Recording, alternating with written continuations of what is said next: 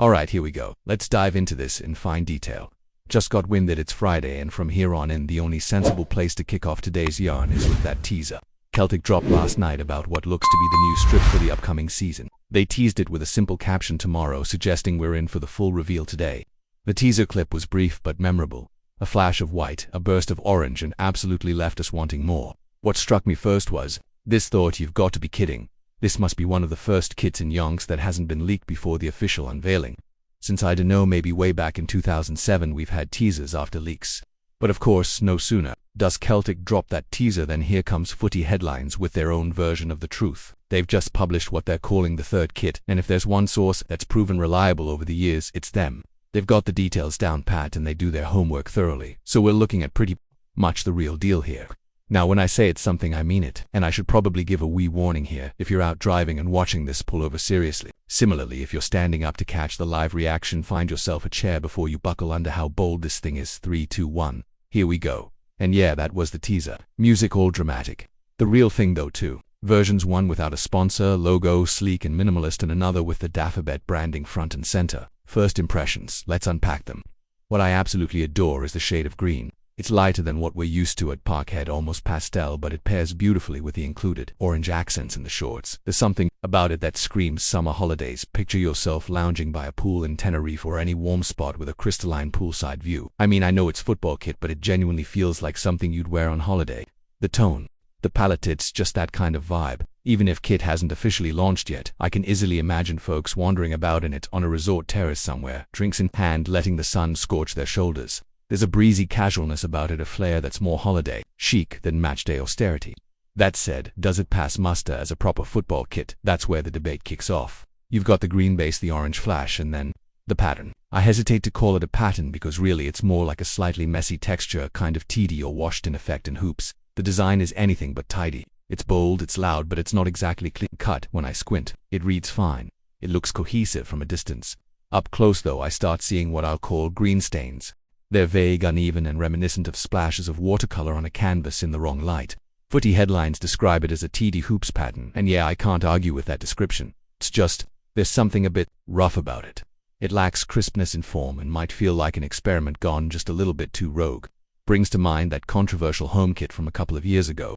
Do you recall the headlines when that one dropped? It polarized fans too. The difference there was home kit sacredness. The hoops are almost untouchable.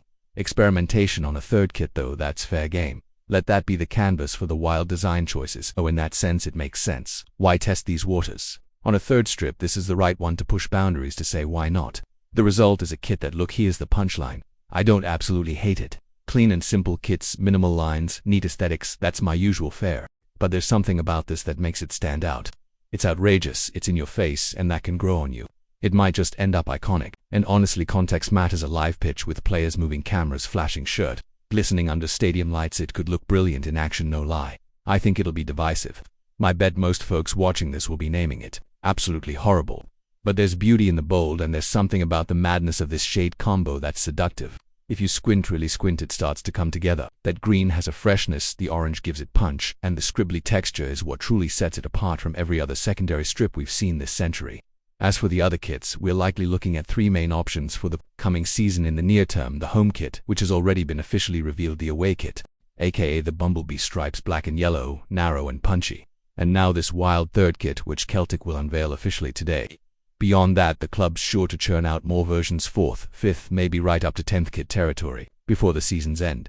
But these will be the three kicking around early doors. So here's where we stand. The home kit is official, the away kit we know, and this third kit's killing it for conversation. If you want to revisit the bumblebee look or sink into this new holiday green aesthetic, you've got all the bases covered. You'll see it pop up on YouTube and Twitter shortly, so keep your eyes peeled. But let's not forget kits aside. We've got transfers too. Benjamin Nygren's landed in Scotland, with reports some saying 4 years, plus an option, others 3, but extending to 4. All signs point to the club's usual long-term approach: lock down the talent and ride, or sell if needs be. He recently played internationally on the 10th of June for Sweden, so he's fresh off duty. He's probably enjoying a wee breather before pre-season starts. I'd expect him to join up for the first week though. Manager Ange Postecoglou tends to stagger returning internationals, easing them in after rest. Benji's flight might have come with a pause, but you can bet he'll feature in press calls soon enough. And just behind him is Callum Osman. Reports say he's been at Lennox training, so that deal looks wrapped too. Could be a double announcement soon. Meanwhile, Johnny Kenny with Osmond presumably slotting in as third-choice striker rooms limited. Bolton's offered around £500,000. It's been rejected. Celtic aren't keen to sell on the cheap, though a loan might be in the cards. Kenny's attitude top-notch, but the pathway's clogged, so a loan deadly no move wouldn't surprise. Greg Taylor's saga seems to be winding down. Transfer to PAOK in Greece looks likely. Announcement expected Monday. It's been a drawn-out deal, but when it lands, there'll probably be the kind of farewell thread from the club tweets tributes the lot. Taylor gave a lot to that successful Celtic era under Ainge, and he'll leave with respect. And young fullback Matthew Anderson, he might well be heading out to Belgium on a free. He was out of contract, and I sort of forgot that last week. But it's a reality. Young prospect needs minutes. Belgium's a good stage. So that's the roundup. Nigren and Osmond en route. Kenny's likely to head out at least temporarily. Taylor's bound for Greece. Anderson off to Belgium. Meanwhile, the squad reports back early next week with Queen's Park match in a week's time. It might be a mixed squad at first, senior internationals easing back in, but the likes of youth players and fringe men will get the first outings then. With the Portugal trip on the horizon, we might see the whole squad reunited. That's the gear and the moves. Stay tuned, plenty coming over the weekend, including a chat on one of those new summer signings lined up for Sunday's video. I'll be back tomorrow with more. Let's keep the train rolling, because while the kits are sparking debate, it's on the pitch and behind the scenes where the real weight of the season is being built. And the next few weeks are going to tell us a lot about the shape of this squad. First up, Benjamin Nigren. He's here. He's touched down in Scotland, and it's all but official. Might take a couple more days for the announcement to land, but the deal is essentially wrapped. Reports differ slightly. Some say it's a 4-year deal with the option for a 5th. Others say 3 with an extension clause, but that's the usual Celtic blueprint these days. Long-term structured contracts to keep value in the asset. It's a bit of a pattern. When the signings hit, it's great. But when the players flop or fall out of favor, you're left with long-term contracts and wage bills to manage. James McCarthy, anyone still we move. Nygren played his last game for Sweden back on the 10th of June, so he's still warm from match fitness. Might get a short break before he joins up for training, depending on how the coaching staff handle the returning internationals. Normally they're given a few extra days, understandable considering the workload. Even if he's not training next week, he'll be front and center soon enough. Now Callum Osmond. He's been spotted at Lennox Town, so that transfer's pretty much done and dusted. Not much drama there. Wouldn't be shocked if the club goes for a joint announcement, post them both on the same day, maybe to streamline the media role. Unless of course that kind of thing messes with the social team's posting schedule, which, let's be honest, is probably already jammed with kit reveals and farewell messages. Speaking of farewells, that brings us to Greg Taylor. This one's been coming for ages. The transfer talks dragged on, but we're now at the point where all signs say he's off to PAOK in Greece. The club announcement is tipped for Monday, and when it drops, expect the full Celtic farewell treatment, the thank yous, the video montages, the throwback goals. Greg's been a top servant, no doubt, especially under Ange Postecoglou. He really came into his own. Steady, consistent, gave everything in that fullback role. It's just a shame he didn't get that final send-off at Celtic Park in front of the fans. No Joe Hart moment, no Tom Rogic farewell. Just a quiet goodbye, probably posted on a Monday morning. And what about the young lads? Matthew Anderson's another one on the move. Looks like he's heading to Belgium on a free transfer.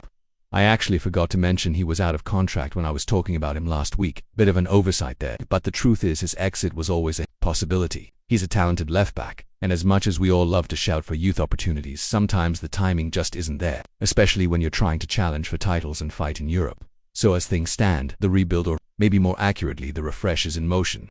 New faces coming in, familiar ones stepping out. It's what every summer brings, but this one feels particularly pivotal. With players reporting back to training next week and that friendly against Queen's Park already penciled in, the countdown is truly on. It might be a mixed 11 in that opening fixture. Some senior players, some academy lads, maybe even a couple of trialists, but it's Celtic back in action. Pre-season begins, and from here everything builds. Before we proceed, subscribe to our channel and enable notifications to receive all exclusive news about Celtic FC. Don't miss any details about your favorite team. It's extremely important for Celtic FC fans. Could Paradise be welcoming one of football's true icons? That's the chatter swirling in the wind this week, as sources close to Parkhead suggest that Spanish legend Sergio Ramos may have signed a short-term deal with Celtic. Are you read that right? The former Real Madrid captain and World Cup winner is rumored to have put pen to paper on a brief contract with the Glasgow Giants, sparking excitement and disbelief across the Scottish footballing landscape. While no official word has come from the club, whispers from inside Lennox Town hint at an agreement being reached, potentially to cover defensive depth heading into the qualifiers and beyond. The 38-year-old centre-half, known as much for his TOUGH tackling leadership as his uncanny knack for late goals, has been a free agent since leaving Sevilla at the end of last season. While many expected him to hang up his boots or head to a less competitive league for a final payday, it seems the allure of Champions League nights and Celtic's historic pool may have proved too tempting. Reports suggest Ramos had been in low-key talks with Celtic officials in recent weeks, with the discussions kept tightly under wraps. A short-term deal would allow the Hoops to bolster their backline while giving the Spaniard one last taste of European competition at a club renowned for its passion and pedigree. Fans have already taken to social media in a frenzy, with images of Ramos in a Celtic strip being passed around like wildfire, albeit mostly mocked up for now. Still, there's something in the air, a quiet buzz around Glasgow's East End, that hints this might be more than fantasy. Would Brendan Rodgers actually take the gamble? Could Ramos adapt to the intensity of the Scottish Premiership? One thing's for sure, if there's even a grain of truth to this rumor, it could be one of the boldest signings in Celtic's modern era. Until official confirmation comes, it remains in the realm of speculation. But as Celtic fans know well, stranger things have happened under the lights at PARKHEAD. Hello fan. Don't forget to like and subscribe to the channel, as it means a lot to Celtic FC. Also, share your opinion about the news in the comments below. See you in the next video.